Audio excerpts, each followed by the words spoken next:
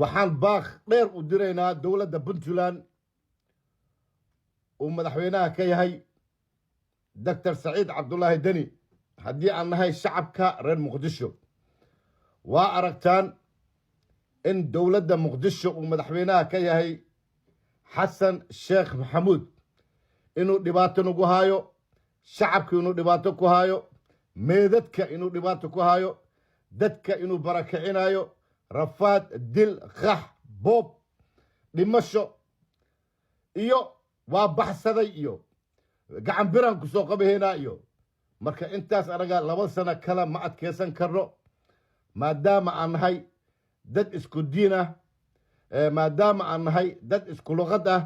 laakiin kala dhaqan aan nahay kala dhaqan laana dhaqanka muqdisho yaalo garooba iyo puntland iyo dhulalkiina ma yaalo marka alxamdulillahi rabbil caalamiin allah idin ziyaadiyo reer puntland shacabka ku dhaqan ما شاء الله تبارك الله حتى دتكي إذا كسو خحي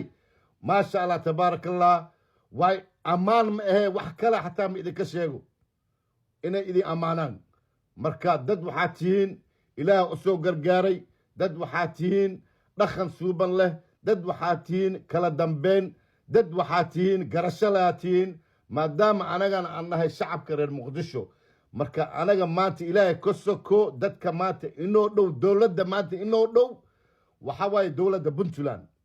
maasha allah tabaaraka allah hanagu fiirsanina dhibka hanagu fiirsanina maasha shalib waa na soo dhaweyseen madaxa korkiisa na saarteen haddana waxa waaye noo dhammaystira insha allahu tacaala ninkan idinkaa gacan bir ku qaban kartaan anaga awood uma hayno ilaahay ka soko idinka shacabka puntland iyo dowladeeda dadkan adinkaa la xifaatami karaa idinkaa qabsan karaa idinkaa jid ka bixin karaa marka insha allahu tacaala 2 sano kaloo dhiman hanagu dayina dhib baan ku jirnaa rafaadaan ku jirnaa ilaahay ka soko waxaan rabnaa inaad noo soo gargaartaan wassalaamu calaykum waraxmatullaahi wabarakaatu shacabka puntland iyo dowladda puntland wassalaamu calaykum waraxmatullahi wabarakaatu